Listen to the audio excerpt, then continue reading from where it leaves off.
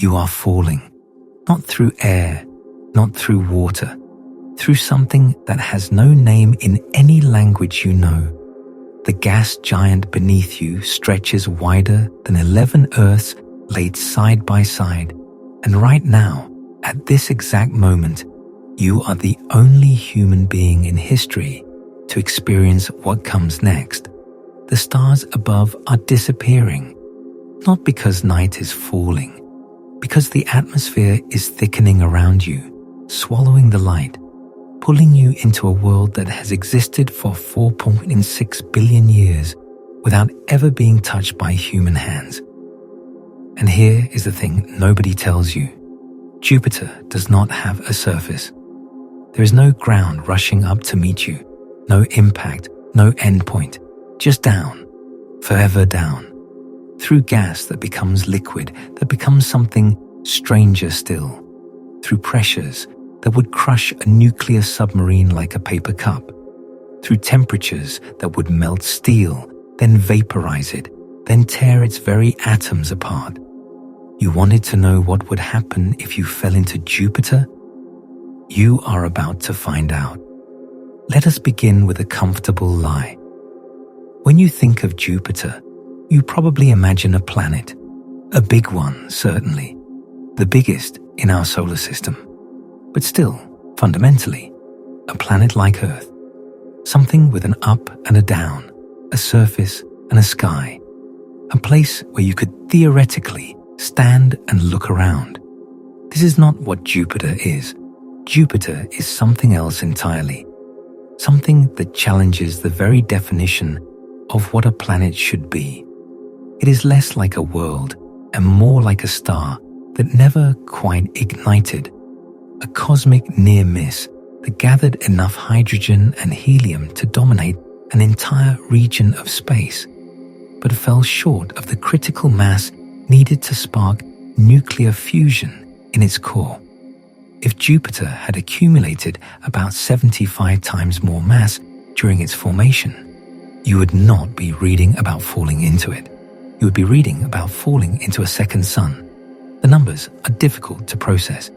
Jupiter's mass is approximately 1.898 x 10 to the 27 kilograms.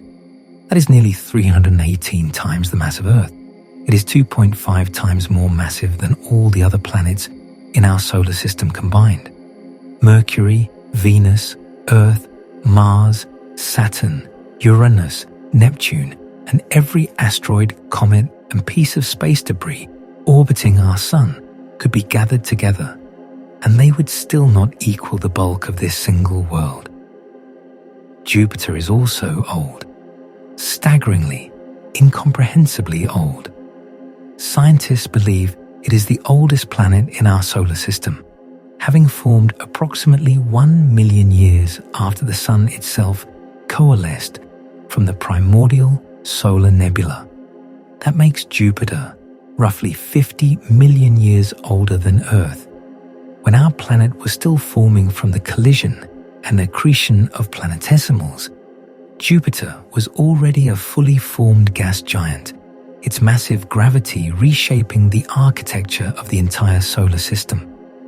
That gravitational influence has been shaping history ever since. Jupiter acts as both a cosmic vacuum cleaner and a gravitational slingshot, capturing or deflecting asteroids and comets that might otherwise strike the inner planets. Some scientists have argued that Jupiter's presence increased the bombardment rate of early Earth, while others suggest it provided protection from even more devastating impacts. The truth is probably complex, but the basic point is clear. Jupiter matters. Its existence has influenced the development of every other body in our solar system, including the planet that gave rise to you. But here is where your intuition will betray you. Despite all that mass, Jupiter is not dense, not in the way you might expect. Earth is a compact ball of iron and rock with a density of 5.51 grams per cubic centimeter. Jupiter's density is only 1.326 grams per cubic centimeter, roughly 1/4 of Earth's. If you could somehow find an ocean large enough to hold it, Jupiter would almost float. This is because Jupiter is made almost entirely of gas.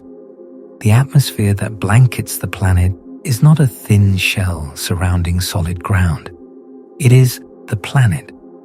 90% hydrogen, nearly 10% helium, with trace amounts of ammonia, methane, water vapor, and other compounds that paint those famous bands of white and rust across the Jovian sky. We know these proportions because we have measured them directly. On December 7, 1995, NASA's Galileo probe became the first human-made object to enter the atmosphere of an outer planet. For 58 minutes, as it plummeted through the Jovian clouds at entry speeds exceeding 170,000 kilometers per hour, the probe transmitted data about pressure, temperature, wind speed, and chemical composition. The mission was audacious. The probe had separated from its parent spacecraft 5 months earlier, in July 1995, when the Galileo orbiter was still 80 million kilometers from Jupiter. With no engine or thrusters of its own, the probe could not adjust its trajectory. It would hit whatever part of Jupiter's atmosphere it was aimed at or miss entirely. The targeting was good.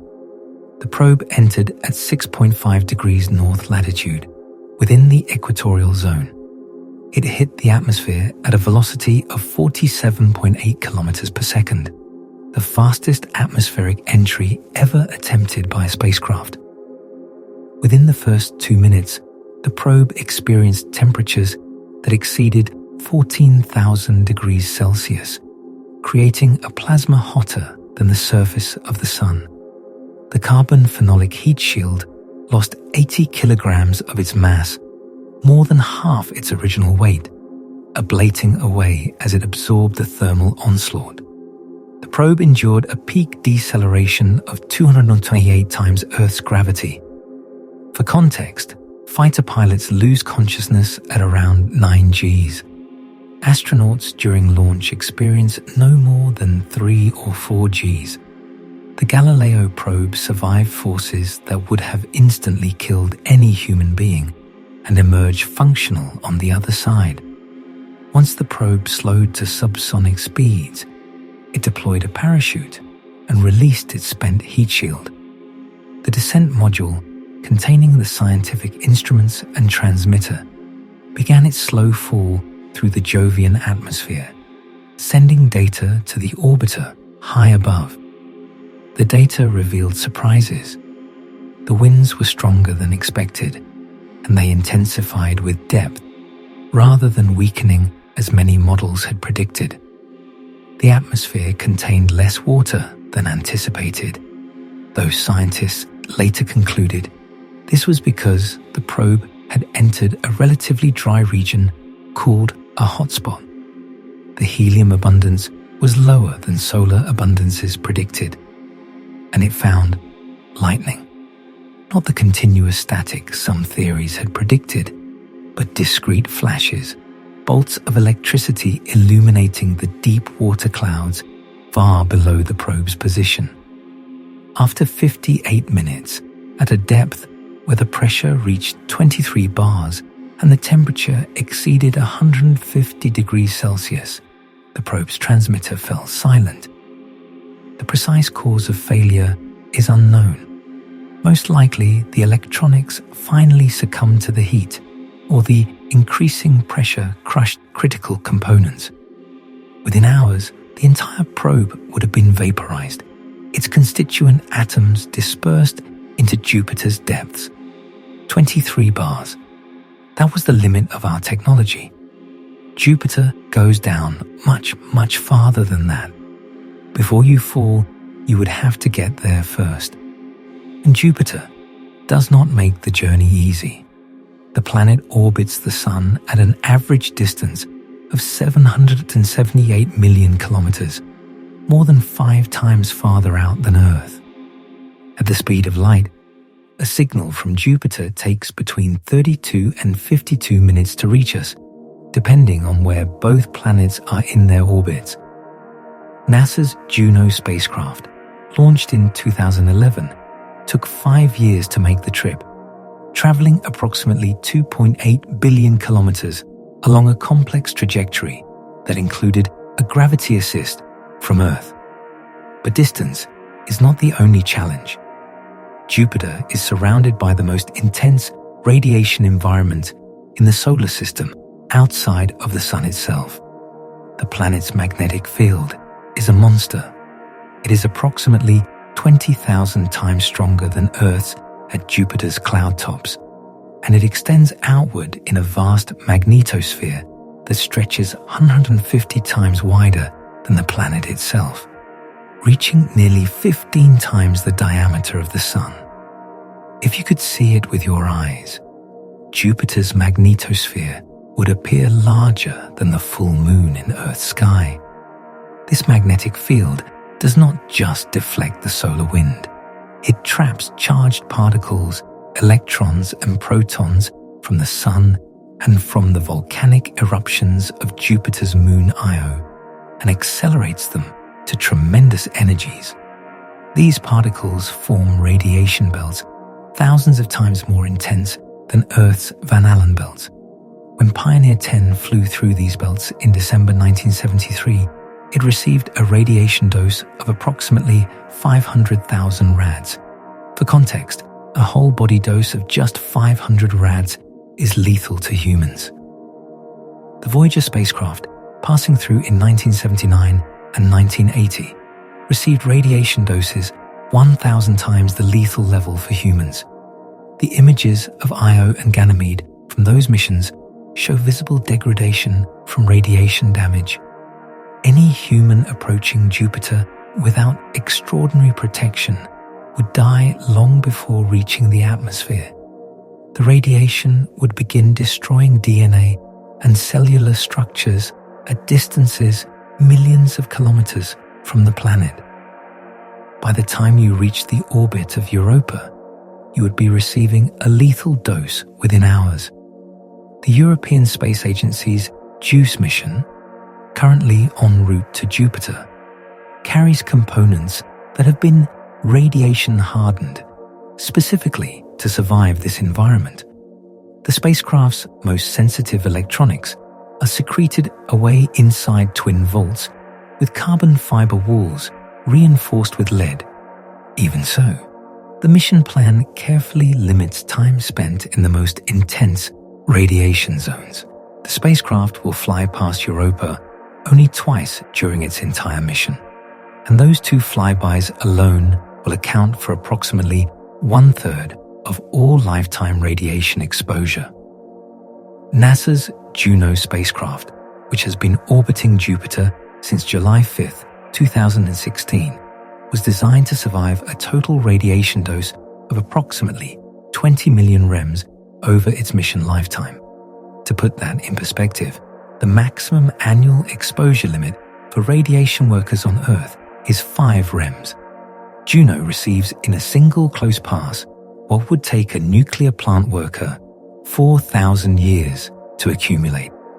The radiation is so intense that it has affected the spacecraft's performance. On multiple occasions, Juno has entered safe mode after electrical arcs occurred between rotating and non-rotating parts of the spacecraft. The radiation has caused phase shifts in the ultra-stable quartz oscillator that provides timing signals for scientific instruments.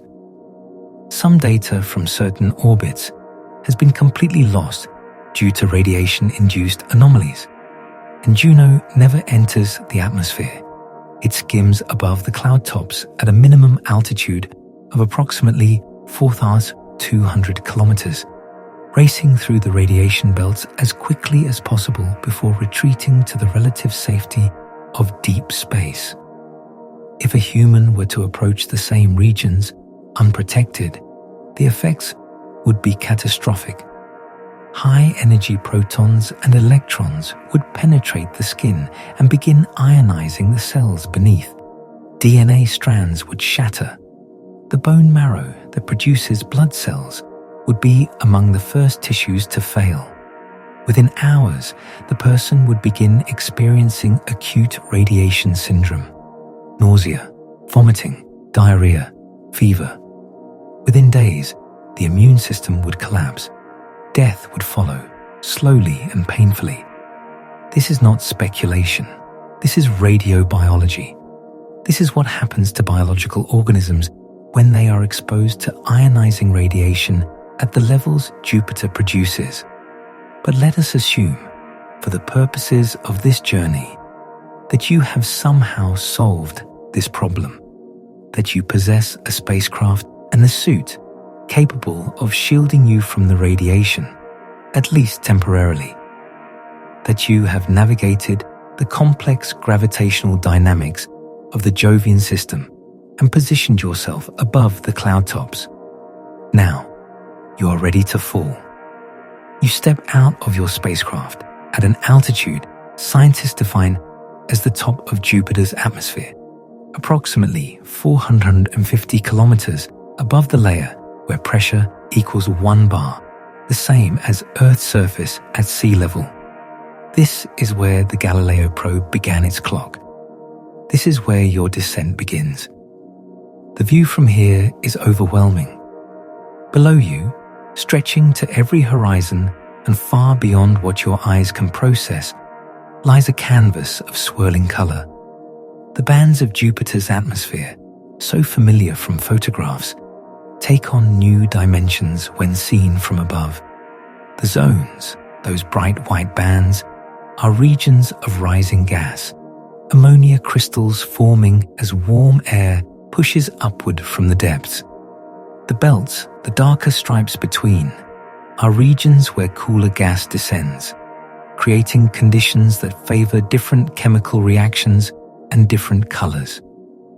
You can see storms, not individual thunderheads like those on Earth, but vast cyclonic systems hundreds or thousands of kilometers across. Some are white, bright with ammonia ice. Others are brown or tan, colored by ammonium hydrosulfide and other compounds whose exact composition remains uncertain. A few are distinctly red, and you realize with a start that you can see the edge of the Great Red Spot, that ancient storm system, curving away toward the southern horizon. The sun is small here. 5 times farther from the sun than Earth, Jupiter receives only about 4% of the solar energy that warms our world. The light has a quality you have never experienced, thin and pale compared to the robust sunshine of Earth. The sky above is black with stars, even on the day side, because there is so little atmosphere at this altitude to scatter the light. The first thing you notice is the cold. At this altitude, the temperature is approximately minus 160 degrees Celsius. That is colder than any natural temperature ever recorded on Earth. Colder than the surface of Mars on its coldest night. Colder than any environment humans have ever physically experienced without the most extreme protective equipment. But you are falling fast. Jupiter's gravity is pulling you down with a force 2.4 times stronger than Earth's. If you weigh 70 kilograms on Earth, you now feel like you weigh 175 kilograms. Every movement is labored. Every breath, if you were breathing the surrounding gas, would be strained. The atmosphere around you is thin here, almost a vacuum by earthly standards. The clouds below look deceptively close, but they are tens of kilometers away, and you are accelerating toward them at a rate that would be terrifying if you had time to process it. Within minutes, you pass into the upper troposphere. The pressure begins to increase. The gas around you thickens, and something remarkable starts to happen. The cold begins to retreat. Jupiter's heat does not come primarily from the sun, which is too distant to provide significant warming. Instead, the planet generates its own heat through a process called Kelvin-Helmholtz contraction. the gradual compression of its interior under its own immense gravity, releasing the energy left over from its formation 4.6 billion years ago. Jupiter radiates approximately 1.6 times more energy than it receives from the Sun. This internal furnace drives everything that happens below the clouds. And as you fall deeper, you are falling toward it. At approximately 30 kilometers below the top of the troposphere, where the pressure reaches about 1 bar, the temperature has warmed to roughly minus 110 degrees Celsius. Still brutally cold, but 100 degrees warmer than where you started. This is the layer scientists consider Jupiter's surface for reference purposes, though there is nothing solid about it. Here, the clouds begin. The first cloud deck you encounter is made of ammonia ice. These are the white clouds you see from Earth, the bright zones that alternate with the darker belts in Jupiter's banded appearance. The crystals are small, typically 1 to 100 microns across, and they reflect more than half of the sunlight that strikes them, making Jupiter the second most reflective planet in the solar system after Venus. You are still falling. Below the ammonia clouds, at a depth of approximately 60 to 70 kilometers below the 1 bar level, where the pressure reaches 1.5 to 2 bars, you encounter the second cloud layer. This one is made of ammonium hydrosulfide, a compound that forms when ammonia and hydrogen sulfide react in the Jovian atmosphere. These clouds are different. They are not white. They take on reddish-brown and tan colors, and many scientists believe they are responsible for the darker hues of Jupiter's belts. The exact chemistry that produces these colors remains one of Jupiter's enduring mysteries. We know it involves organic compounds, sulfur and phosphorus, but the precise reactions have never been definitively identified.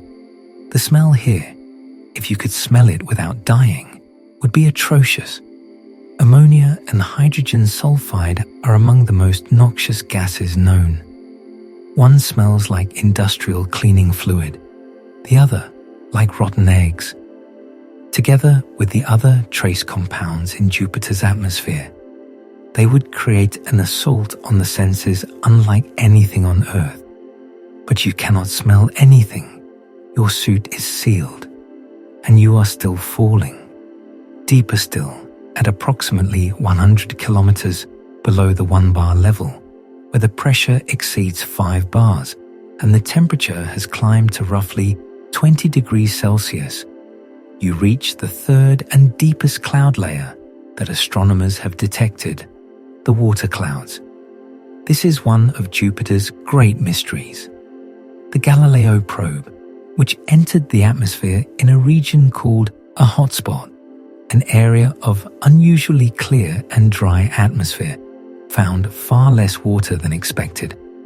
Scientists had predicted abundant water clouds based on their models of Jupiter's composition. The probe found almost none. This discrepancy puzzled scientists for years. If Jupiter formed from the same primordial nebula as the Sun, it should contain roughly solar proportions of oxygen, the element that combines with hydrogen to make water. The probe's measurements suggested Jupiter was severely depleted in water, which would require some exotic explanation involving the planet's formation or evolution. The mystery deepened when scientists realized how unusual the Galileo entry site had been.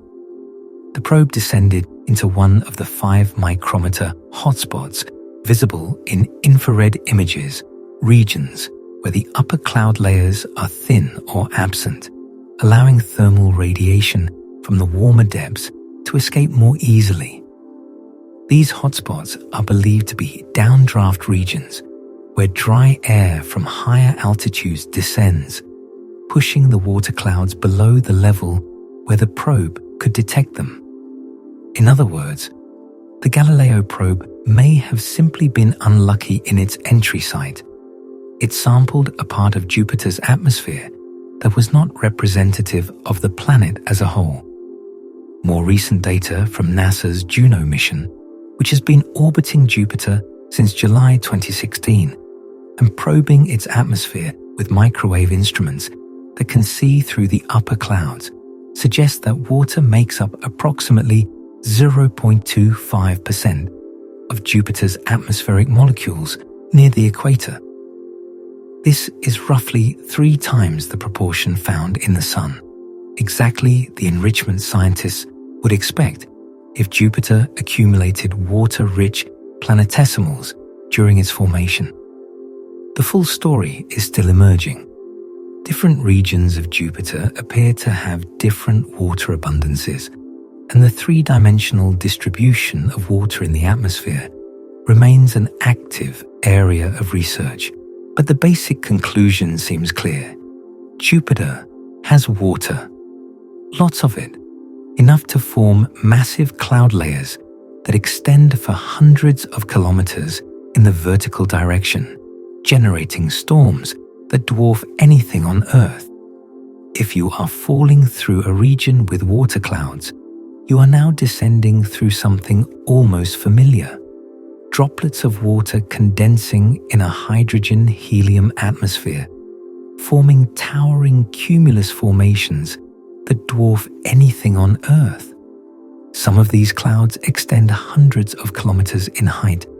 Some are illuminated from below by lightning flashes more powerful than any thunderstorm humanity has ever witnessed. And you are falling through them. Below the water clouds, Jupiter transforms. You have now descended more than 100 kilometers from the top of the troposphere. The pressure exceeds 10 bars, 10 times Earth's atmospheric pressure at sea level. The temperature has risen to approximately 100 degrees Celsius. If you were exposed to these conditions without protection, the heat would kill you in minutes. But the environment is changing in ways more fundamental than temperature and pressure. The clouds are thinning. The atmosphere is becoming increasingly clear, dominated now by hydrogen gas that grows denser and hotter with every kilometer of descent. The sky above you, if you look up, is no longer visible. The atmosphere is too thick, too opaque. You are surrounded by a darkening twilight that has nothing to do with the sun's position. Here, the winds are monsters. When the Galileo probe descended through Jupiter's atmosphere, it measured wind speeds that astonished mission scientists. Near the cloud tops, the winds were already impressive, blowing at 290 to 360 kilometers per hour.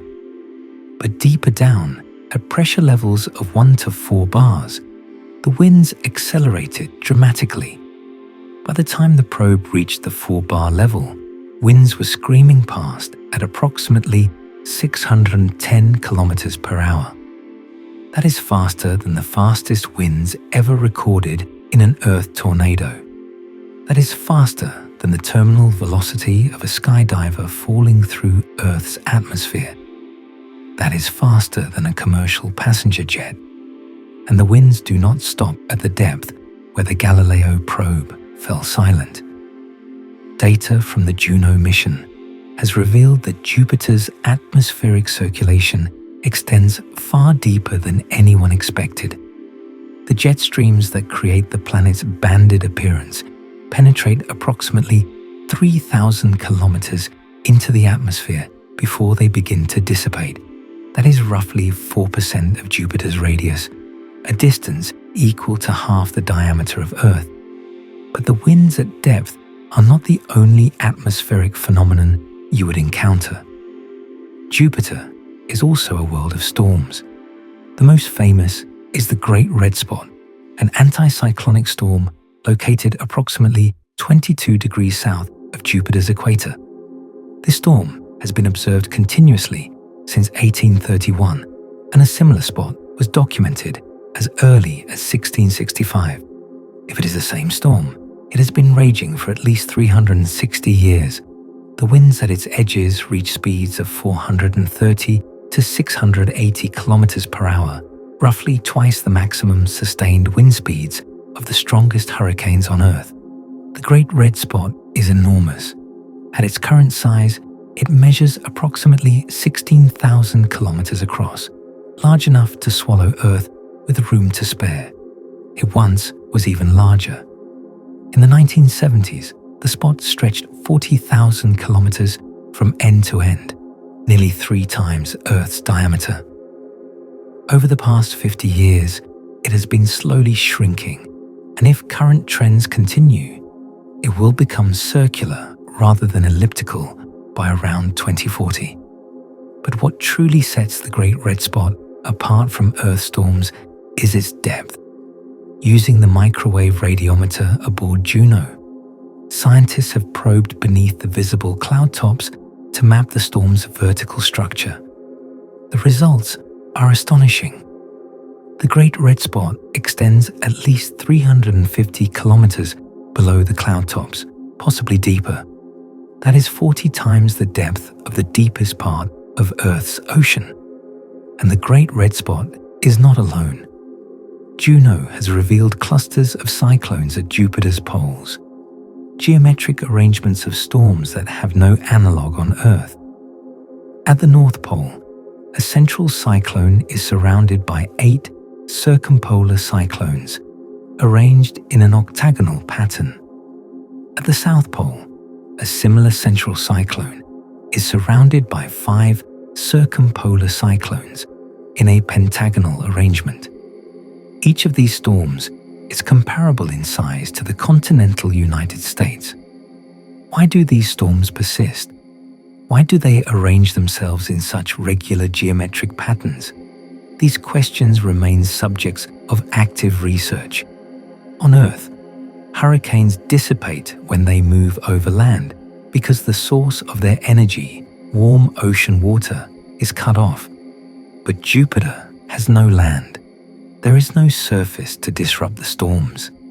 They can persist for centuries, feeding on the planet's internal heat, growing and merging, and occasionally spawning smaller storms that travel around the planet. As you fall through the storm-churned atmosphere, you would witness lightning. Not the familiar lightning of Earth thunderstorms, but something far more powerful. Jupiter's lightning is generated in the deep water clouds, where convection drives thunderheads hundreds of kilometers tall. The discharges are enormous, producing energies up to 1,000 times greater than typical Earth lightning. The Galileo probe detected optical flashes equivalent to several gigajoules of energy. And in 2020, Juno detected shallow lightning in Jupiter's upper atmosphere, a phenomenon that had never been observed before. This lightning appears to be generated in clouds of ammonia mixed with water, creating a slushy mixture that some scientists have dubbed mushballs. These ammonia water hailstones may fall hundreds of kilometers before melting, transporting ammonia deep into the atmosphere and explaining some of the chemical puzzles revealed by the Galileo probe. You are being tossed like a leaf in a hurricane. Your suit is straining against forces it was never designed to endure, and you are still falling. At 1,000 bars of pressure, roughly 1,000 kilometers below the cloud tops, the temperature has exceeded 1,000 degrees Celsius.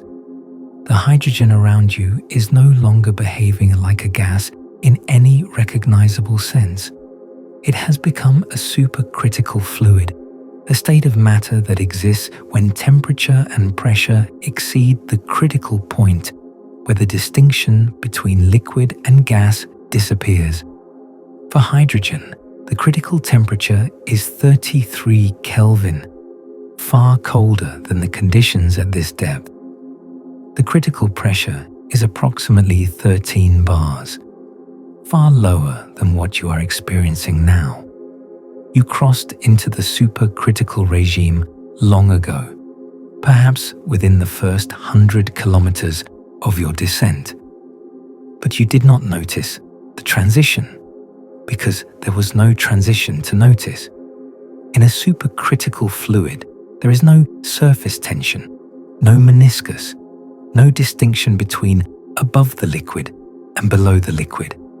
The molecules are too energetic to form the organized structures of a liquid, but the density is too high for them to behave as an ideal gas.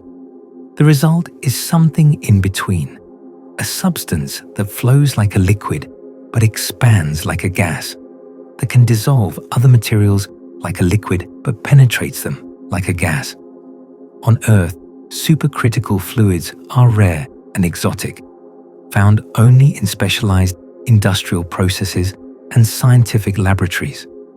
Supercritical carbon dioxide is used to extract caffeine from coffee beans and to clean sensitive electronic components. Supercritical water can dissolve materials that ordinary water cannot touch. On Jupiter, supercritical hydrogen is ordinary.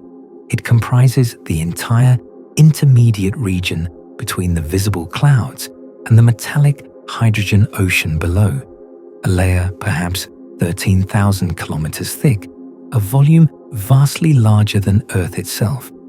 You are not falling through an atmosphere anymore. You are sinking into Jupiter itself. The sensation, if you could feel it, would be disorienting. There is no splash, no moment of impact, no transition from air to water. There is only increasing density, increasing pressure, increasing resistance to your movement. The hydrogen around you presses closer and closer, its molecules packed tighter with every kilometer of descent. Below approximately 1,000 kilometers, you have entered what some scientists call the liquid hydrogen ocean. Though this terminology is misleading, there is no ocean in the traditional sense, no surface separating air from water. There is only a continuous gradient of density, a seamless transition from very thin supercritical fluid to very dense supercritical fluid to something that, at sufficient depth, begins to take on properties we associate with metals. The Galileo probe survived for 58 minutes. It transmitted data from a maximum depth where the pressure reached approximately 23 bars. Then it went silent, crushed and vaporized by conditions it was never designed to endure. You have fallen far beyond that depth now. As you sink through the supercritical hydrogen, the environment around you continues to transform. The pressure is measured in thousands of bars, then tens of thousands. The temperature climbs through 2,000 degrees Celsius, then 3,000, then higher still. Your suit, whatever miraculous technology it possesses, is failing. No material humans have ever created could withstand these conditions for long. And something else is happening, something stranger than anything you have experienced so far. The hydrogen is changing. At pressures approaching 1 million bars, more than 100,000 times the pressure at Earth's sea level, and temperatures exceeding 5,000 Kelvin, the molecular bonds that hold hydrogen atoms together begin to break. The H2 molecules that make up normal hydrogen gas dissociate into individual atoms, and then those atoms themselves undergo a transformation that was first predicted in 1935 by physicists Eugene Wigner and Hilliard Bell Huntington. The hydrogen becomes metallic. This is not a metaphor. At these extreme pressures, hydrogen atoms are squeezed so closely together that their electrons are no longer bound to individual nuclei. Instead, they flow freely between atoms, just as they do in metals like copper or iron. the hydrogen begins to conduct electricity. It begins to reflect light like a mirror. You are sinking into an ocean of liquid metal. An ocean unlike any that exists anywhere else in our solar system, anywhere else in our experience of the universe.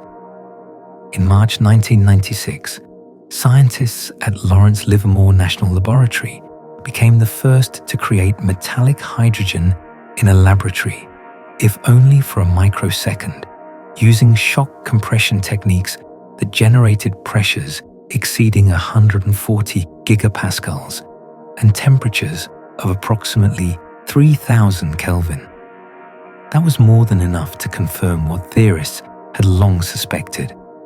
Under the right conditions, hydrogen transforms into something utterly alien. More recently, in 2018, researchers at the National Ignition Facility conducted a series of 5 experiments using 168 of the facility's powerful laser beams to compress samples of cryogenic liquid deuterium, a heavy isotope of hydrogen. They squeezed the deuterium to pressures of 600 gigapascals, nearly twice the pressure at the center of Earth, while keeping temperatures relatively cool between 1000 and 2000 Kelvin. The samples started completely transparent, became opaque under mounting pressure, and then transformed into a reflective metallic state, its high optical reflectivity serving as a signature for high electrical conductivity. Our challenge was to design an experiment that could dynamically compress a sample of fluid hydrogen to several million atmospheres and do it gently enough to see which of the theoretical models was right, said Peter Selliers, a physicist at Lawrence Livermore and lead author of the study. The results clearly show which models are right, which are not, and a couple that are close. But even these remarkable laboratory achievements capture only a glimpse of what happens inside Jupiter. The metallic hydrogen layer extends from approximately 7,000 kilometers below the cloud tops all the way down to the diffuse core, a distance of roughly 40,000 kilometers. According to models developed by Planetary scientists, this ocean of liquid metallic hydrogen comprises approximately 75% of Jupiter's total mass. Think about what that means. The bulk of the largest planet in our solar system is made of a substance that was purely theoretical until a few decades ago, a substance that requires pressures millions of times greater than Earth's atmosphere to exist, a substance that behaves like a metal, even though it is composed of the simplest element in the universe. And within this ocean of liquid metal, something else may be falling, something precious, something that sounds like science fiction, but may be scientific fact. In 2013, Planetary scientists Kevin Baines of the University of Wisconsin-Madison and Mona Delitsky of California Specialty Engineering presented a hypothesis to the American Astronomical Society's Division for Planetary Sciences. They proposed that Jupiter and Saturn experienced diamond rain. The idea is elegant in its chemistry. Lightning storms in Jupiter's upper atmosphere can dissociate methane molecules, releasing carbon atoms. These carbon atoms, carried downward by convection and precipitation, encounter increasing pressure and temperature as they sink. First, they clump together into soot particles, possibly the dark material that has been observed in Jupiter's storm clouds. As the soot sinks deeper, at depths where the pressure reaches approximately 10 gigapascals, it is compressed into graphite. Deeper still, at pressures exceeding 100 gigapascals and temperatures of approximately 2000 Kelvin, the graphite transforms into diamond. This creates about 1,000 tons of diamonds per year, Baines estimated. And I estimate that in the 30,000 kilometer thick diamond-containing layer, there are about 10 million tons of diamonds formed in this manner. On Saturn, which has cooler interior temperatures, these diamonds might accumulate as solid crystals, growing to sizes of perhaps a centimeter across before sinking further. But Jupiter's interior is hotter.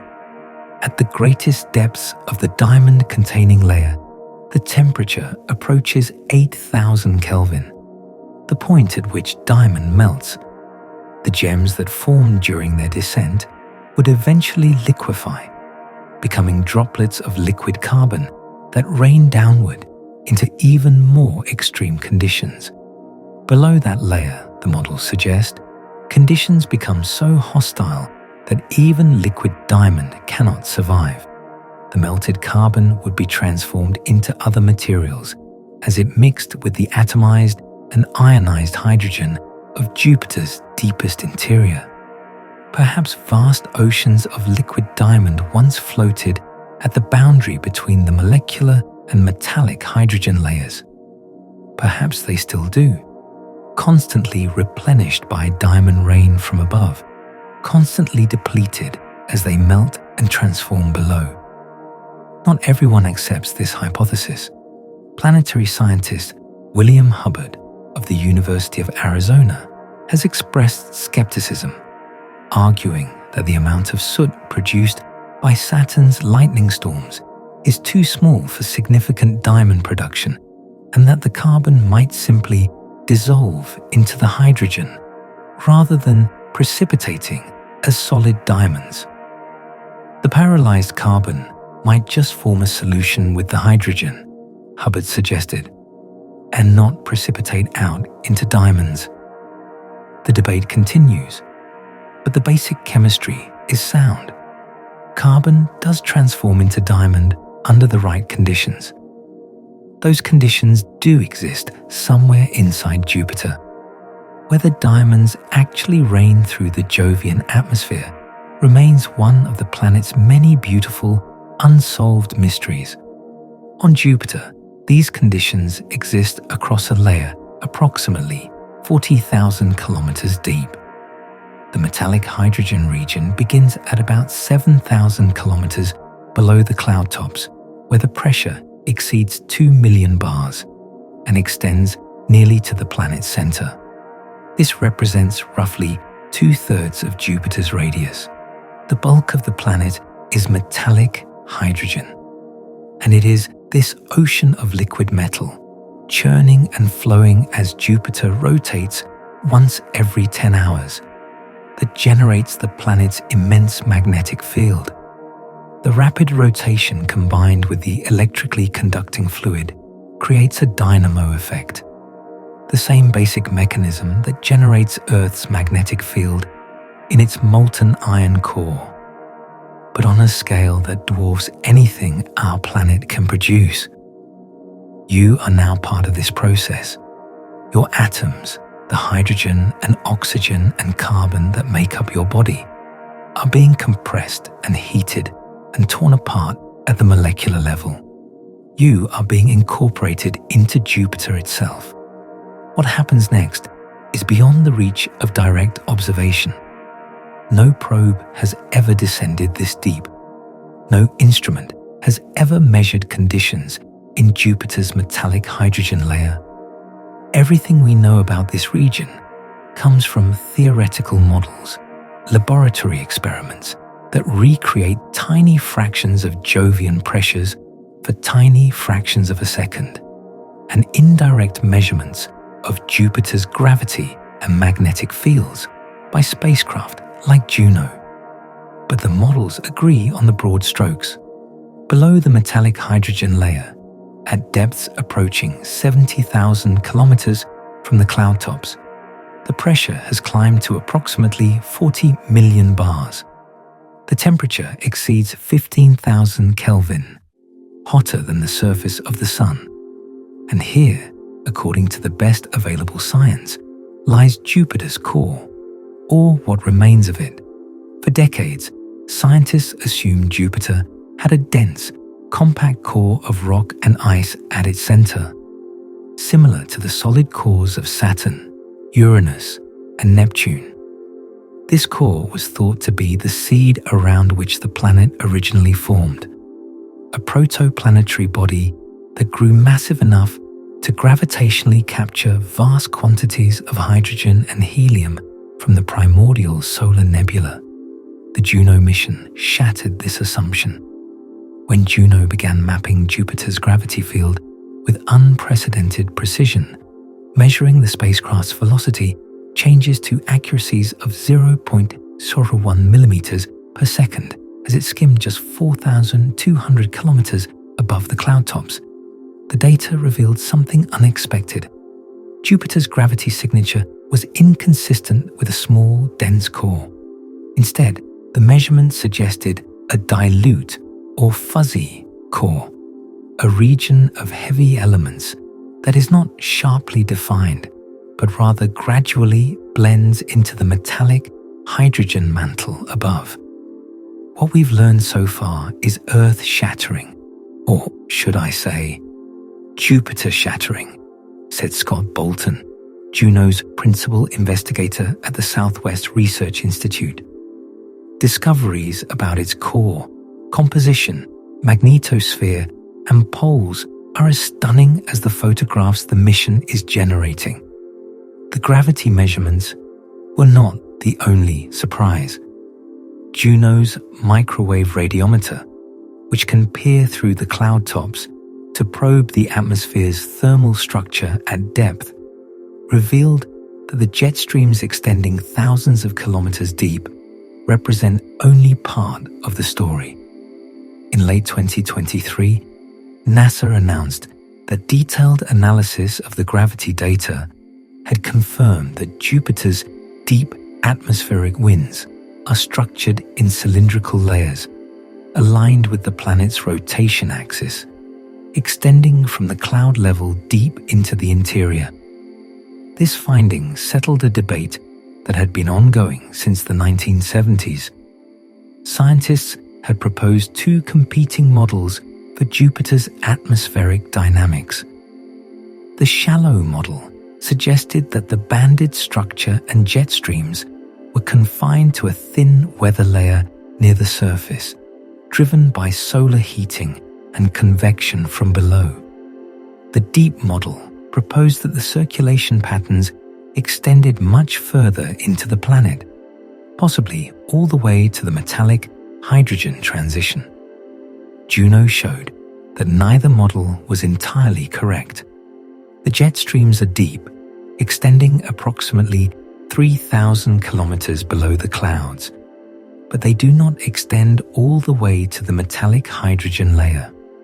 The cylindrical structure means that the winds at depth are connected to the winds at the surface in ways that require sophisticated fluid dynamics to explain. The magnetic field data added another layer of complexity.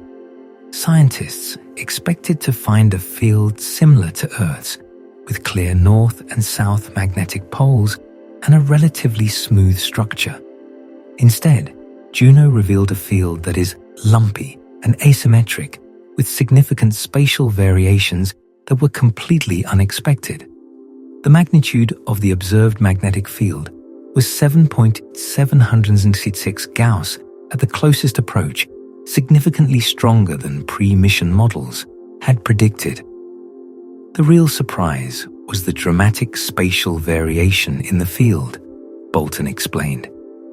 It was significantly higher than expected in some locations and markedly lower in others. One particularly striking feature was what scientists dubbed the Great Blue Spot, a region of concentrated magnetic field lines near Jupiter's equator that appeared blue in the team's color-coded maps. Unlike the Great Red Spot, which is visible in ordinary light, the Great Blue Spot can only be detected through careful measurement of the magnetic field. And unlike Earth's magnetic field, which changes slowly over geological timescales, Jupiter's Great Blue Spot appears to be drifting, migrating eastward at approximately 4 centimeters per second. This makes Jupiter the only planet other than Earth where scientists have observed the magnetic field changing in real time. This diffuse core may extend outward for 30 to 50% of Jupiter's radius. It may contain heavy elements totaling 7 to 25 times the mass of Earth, and it may have been created, according to one compelling hypothesis, by a cataclysmic impact early in Jupiter's history. Approximately 4.5 billion years ago, when the solar system was still young and chaotic, a protoplanet approximately 10 times the mass of Earth may have collided head-on with Jupiter. The impact would have been unimaginably violent. It would have disrupted whatever compact core Jupiter had formed, stirring heavy elements upward into the metallic hydrogen mantle, creating the fuzzy boundary that Juno's gravity measurements now detect. You are falling into the aftermath of this ancient catastrophe.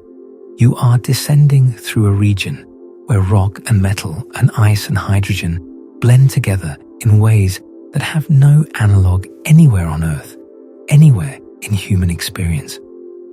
At the very center of Jupiter, the pressure reaches approximately 4,000 gigapascals, roughly 40 million times the pressure at Earth's surface. The temperature is estimated at 20,000 Kelvin, perhaps higher. The density exceeds 10 grams per cubic centimeter, denser than lead, denser than gold. And here, your journey ends. But we have been speaking as though you could survive long enough to experience any of this, as though your fall would be a gradual descent through distinct layers, a journey you could narrate and observe and remember. The truth is far more brutal. If you actually fell into Jupiter unprotected, your death would come in the first seconds, possibly the first fraction of a second. The moment you entered the atmosphere at orbital velocity, you would experience deceleration forces similar to what the Galileo probe endured, forces exceeding 200 times Earth's gravity. For reference, the maximum G-force ever survived by a human was approximately 46 G, experienced by Air Force Captain John Stapp during rocket sled tests in 1954. He was moving at 632 miles per hour when he decelerated to a stop in 1.4 seconds. He survived, but suffered temporary blindness and permanent vision problems. Jupiter would subject you to forces 4 to 5 times greater than what nearly killed Stapp. The blood would be driven from your brain instantaneously. Your organs would rupture as they were slammed against your skeleton and then through it. Every bone in your body would shatter simultaneously. You would not have time to feel pain because pain requires brain function, and your brain would cease functioning in the first millisecond of deceleration. Even if you somehow entered the atmosphere gently, matching velocities with a spacecraft before beginning your descent, a cascade of other deaths would be waiting. The radiation environment would kill you long before you reach the cloud tops. Jupiter's magnetic field traps particles and accelerates them to energies that can penetrate any reasonable amount of shielding. The Voyager 1 spacecraft, passing through the Jovian system in 1979, received a radiation dose 1,000 times the lethal level for humans. Your cells would begin dying almost immediately. DNA would shatter. The bone marrow that produces blood cells would be destroyed within hours. Even if you survived the initial exposure, you would die of acute radiation syndrome within days. But let us assume you solved the radiation problem. The temperature extremes would still kill you. At the top of Jupiter's atmosphere, the temperature is minus 160 degrees Celsius. That is cold enough to cause death from hypothermia in seconds without proper protection. But as you descend, the temperature swings violently upward. Within 100 kilometers, you would experience temperatures above the boiling point of water. Within 1,000 kilometers, temperatures exceeding 1,000 degrees Celsius. Your suit would need to withstand a temperature gradient of more than 1,000 degrees over a distance shorter than the width of a typical American state. No material we have ever created can maintain its structural integrity across such extremes. Even the heat shields designed for spacecraft re-entry, materials like pica, phenolic impregnated carbon ablator that protected Mars rovers during their descent through the Martian atmosphere, would fail catastrophically in the Jovian environment. The Galileo probe's heat shield, one of the most advanced ever built, lost 80 kilograms of mass during its 2-minute descent, ablating away as it absorbed the heat of atmospheric entry. And the Galileo probe was designed for a mission lasting less than an hour. And then there is the pressure. Consider what happens to a human body at just a few bars of pressure. Deep-sea divers who descend below 30 meters must manage nitrogen narcosis, the intoxicating effect of nitrogen dissolving into the bloodstream at elevated pressures. The effect is sometimes called rapture of the deep because divers describe feelings of euphoria, impaired judgment, and irrational behavior. Below 60 meters, the narcosis becomes dangerous. Divers have been known to remove their breathing apparatus underwater because the narcosis made them forget they needed it. Below 100 meters, even breathing specialized gas mixtures like heliox that replace nitrogen with helium, the human body begins to experience high-pressure nervous syndrome. Symptoms include tremors, nausea, dizziness, and decreased cognitive function. The deepest recorded saturation dive, conducted in a controlled chamber environment by professional divers working for the oil industry, reached a depth equivalent to 701 meters, a pressure of approximately 70 bars. Jupiter reaches that pressure within the first 100 kilometers of atmosphere, and the pressure only increases from there. At 1,000 bars, a depth of perhaps 1,000 kilometers, your body would be compressed to a fraction of its original volume. The gases dissolved in your blood and tissues would be forced into solution at concentrations that would disrupt cellular chemistry. The air spaces in your lungs, your sinuses, your inner ears would collapse. At 10,000 bars, the cellular structures that make up your tissues would be physically disrupted. Cell membranes would rupture under the differential pressure. Proteins would denature, losing the precise three-dimensional shapes that allow them to function. You would not be alive in any meaningful sense. At 100,000 bars, the chemical bonds that hold your molecules together would begin to fail. The very atoms that compose your body would be squeezed so tightly together that electron orbitals would overlap, disrupting the forces that hold matter together at the molecular level. This is the realm of chemistry that humans have barely begun to explore in laboratory conditions.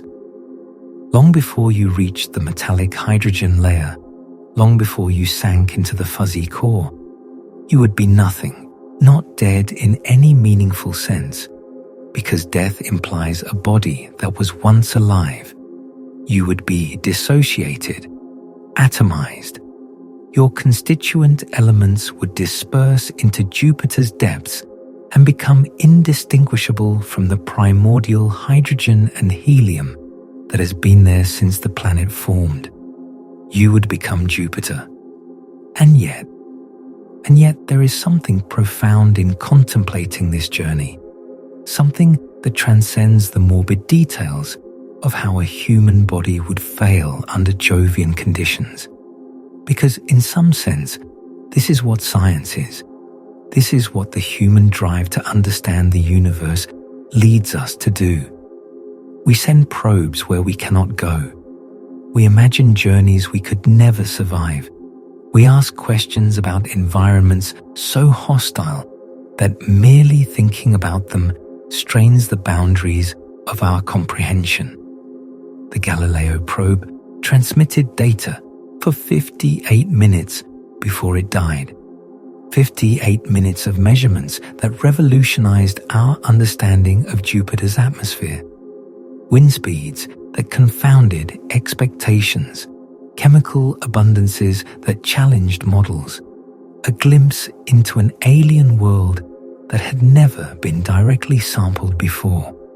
Consider what went into that 58 minutes of data, decades of engineering development, thousands of scientists and engineers working across multiple institutions, a spacecraft that traveled 2.8 billion kilometers across 5 years of interplanetary space, all of it culminating in less than an hour of measurements before the environment destroyed the probe that had taken so long to build. Was it worth it? From a purely economic perspective, the cost per minute of data collection was astronomical. The Galileo mission cost approximately $1.4 billion. 58 minutes of probe data cost roughly $24 million per minute. But that is not how we should measure the value of exploration. The Galileo probe taught us that Jupiter's wind speeds increase with depth, a finding that no Earth-based observation could have revealed. It taught us that the helium abundance in Jupiter's atmosphere differs significantly from theoretical predictions, forcing scientists to revise their models of planetary formation. It taught us that the famous 3-layer cloud structure we had confidently predicted does not exist everywhere on Jupiter. Each of these findings cascaded through the scientific community, spawning new research programs, new theoretical investigations, new questions that continue to drive exploration today. The Juno spacecraft, orbiting Jupiter since 2016, has built upon Galileo's legacy in ways the earlier mission's designers could not have imagined. Juno has revealed the clusters of cyclones at Jupiter's poles. It has mapped the depth of the jet streams and proven they extend thousands of kilometers into the atmosphere. It has measured the gravity field with sufficient precision to detect the fuzzy core that was predicted by some theorists, but never confirmed until Juno's instruments provided the data. And Juno has done something else. It has captured images, thousands of them. The JunoCam instrument was included on the spacecraft as an educational outreach tool, not as a primary science instrument. Yet the images it has returned have captivated the public imagination in ways that data tables and scientific papers never could. We have seen the swirling storms of Jupiter's polar regions up close. We have watched the great red spot rotate beneath the spacecraft's cameras. We have gazed upon cloud formations that look like brushstrokes on an impossibly vast canvas, patterns of such complexity and beauty that they seem almost designed. They are not designed, of course. They are the result of physics, the same physics that governs weather patterns on Earth, scaled up to a planet that could swallow 1,000 Earths. The same thermodynamics that drives convection in your cup of coffee, driving storms that have raged for centuries. This is what science gives us. Not just facts and figures, but perspective. The recognition that the laws of nature are universal, that the same fundamental forces operating in our laboratories operate in the hearts of gas giants, that the universe is comprehensible, even when it is beyond our ability to visit. Future missions will go further still. The Juno spacecraft, orbiting Jupiter since 2016, has revolutionized our understanding of the planet's interior. It has shown us that the banded structure we see on Jupiter's surface extends thousands of kilometers deep. It has revealed the fuzzy core and the complex magnetic field and the clusters of cyclones swirling around the poles. It has taught us that Jupiter is stranger and more dynamic than we ever imagined. Future missions will go further still. NASA's Europa Clipper, launched in 2024, will conduct detailed reconnaissance of Jupiter's icy moon, searching for conditions that might support life in the subsurface ocean. Scientists believe exists beneath Europa's frozen shell. The European Space Agency's JUICE mission, launched in 2023, will eventually become the first spacecraft to orbit a moon of an outer planet when it settles into orbit around Ganymede in 2034. These missions focus on Jupiter's moons rather than the planet itself, because the moons offer something Jupiter cannot: surfaces we might conceivably visit someday, environments that, while hostile, are less immediately lethal than the gas giant's depths. But the moons orbit within Jupiter's shadow. They are shaped by Jupiter's gravity, bathed in Jupiter's radiation, influenced by Jupiter's magnetic field. To understand the moons, we must understand the planet that dominates them. Each of these missions brings us closer to understanding the Jovian system. Each of them extends human knowledge into realms we will never physically visit. Each of them represents a choice, made collectively by our species, to invest resources in answering questions that have no practical application, no immediate benefit, no return on investment in the traditional sense. Why do we do this? Why do we spend billions of dollars sending robots to worlds we will never touch? The answer, perhaps, is that understanding the universe is its own reward, that human beings are not satisfied simply to survive, to reproduce, to pass our genes to the next generation. We want to know. We want to comprehend our place in the cosmos, even when that comprehension reveals how small and fragile we are. Jupiter has existed for 4.6 billion years. It formed in the chaotic early solar system, gathering hydrogen and helium from the primordial nebula, pulling in rocky debris that became its diffuse core, growing massive enough to dominate an entire region of space. It was there when the first single-celled organisms appeared on Earth. It was there when life crawled out of the oceans, when dinosaurs ruled the continents, when our ancestors first looked up at the night sky and wondered what those wandering lights might be. The ancient Romans named the planet after their king of gods. The Greeks called it Zeus. Across cultures and millennia, humans have recognized Jupiter as something special, something powerful, something worthy of attention. We were right to be curious.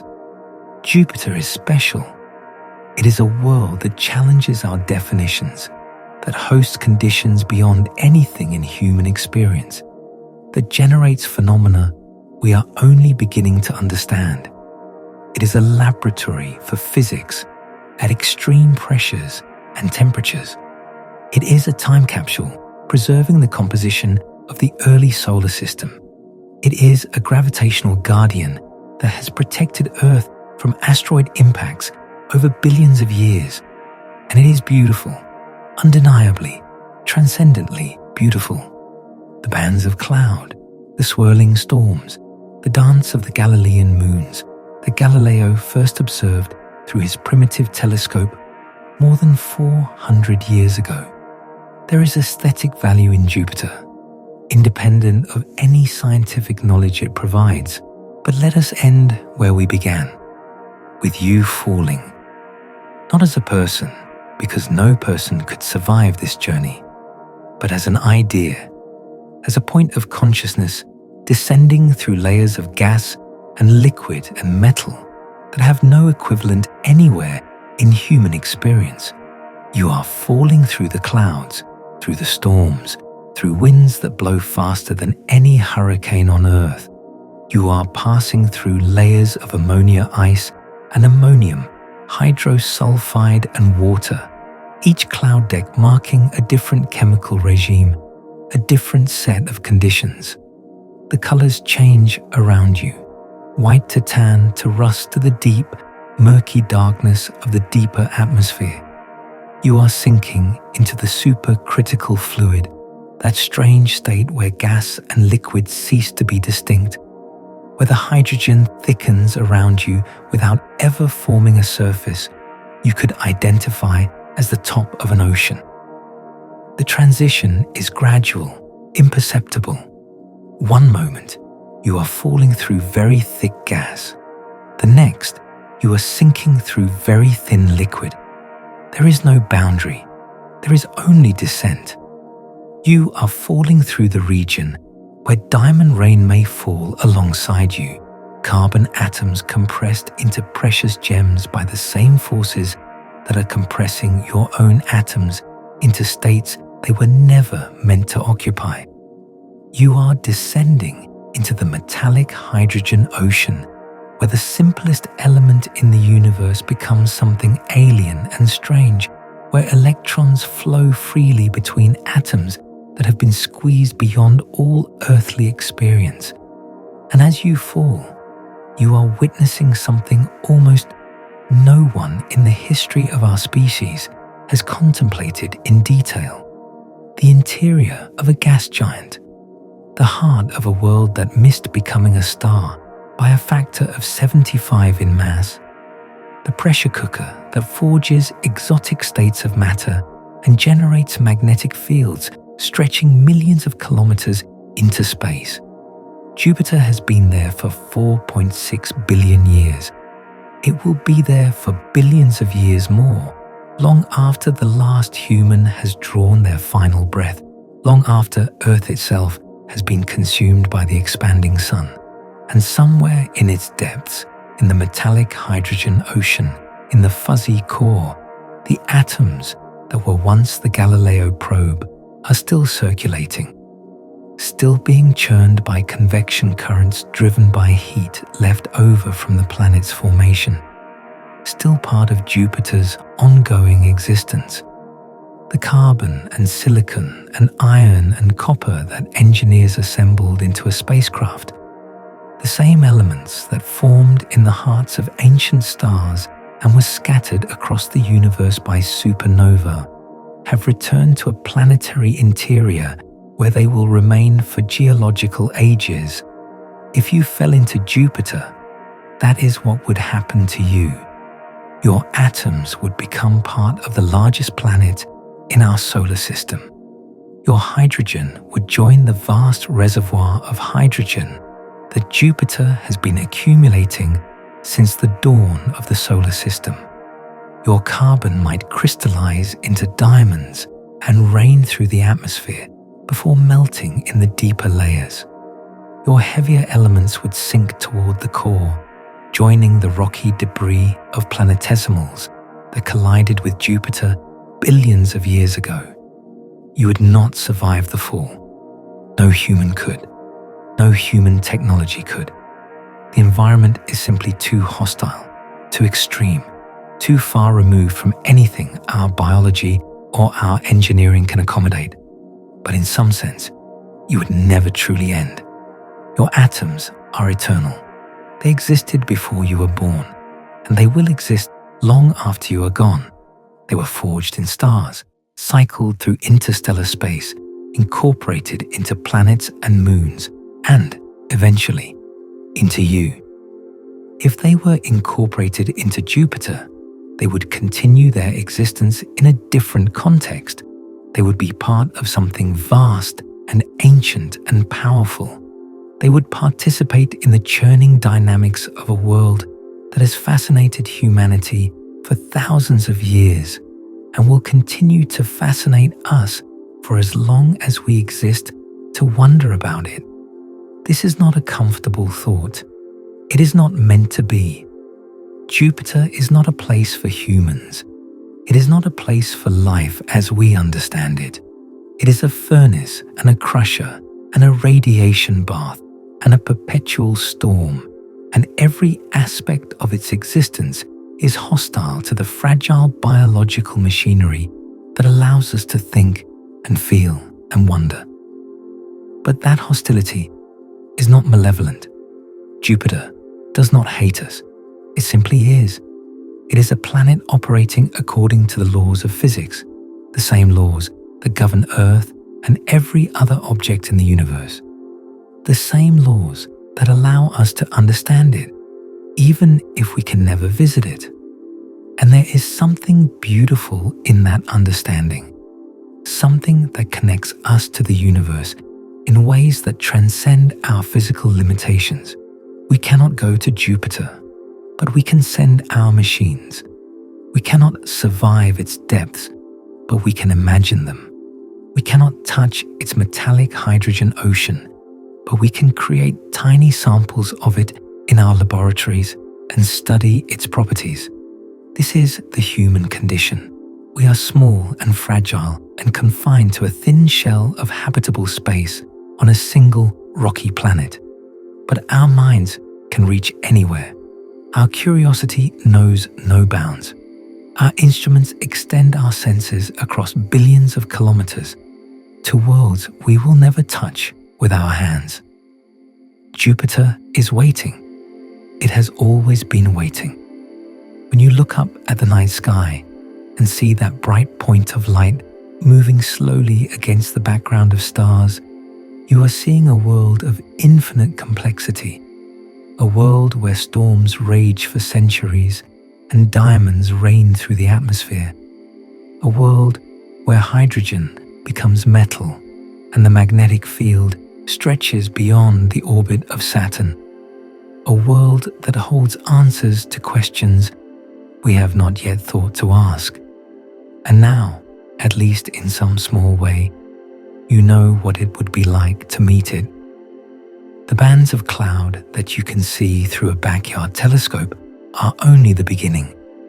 Below them lies a world of such extremity, such strangeness, such violent beauty that it defies comprehension. But we comprehend it anyway, because that is what humans do. We fall into the unknown, and we learn what we find there. That is the lesson of Jupiter. That is the message encoded in every image from Juno, every data point from Galileo, every theoretical model developed by scientists working to understand a world they will never touch. The universe is not built to human scale. It does not care about our comfort or our survival, but it is knowable. It follows rules. And if we are brave enough to ask the right questions and build the right instruments and send them to the right places, the universe will answer. Jupiter answered. It told us about metallic hydrogen and diamond rain and fuzzy cores and cylindrical wind layers. It showed us storms that have raged for centuries and magnetic fields that stretch beyond comprehension. What else will it tell us if we keep asking? What other secrets lie waiting in the depths? The fall continues. The questions multiply. And somewhere, far from Earth, a robot made of metal and silicon continues its endless orbit, peering through clouds that have never known a human gaze, measuring phenomena that exist nowhere else in our experience. We sent it there. We built it and launched it and navigated it across billions of kilometers of empty space. We taught it to see what we cannot see, to measure what we cannot measure, to survive where we would perish. That is what it means to be human. That is what it means to fall.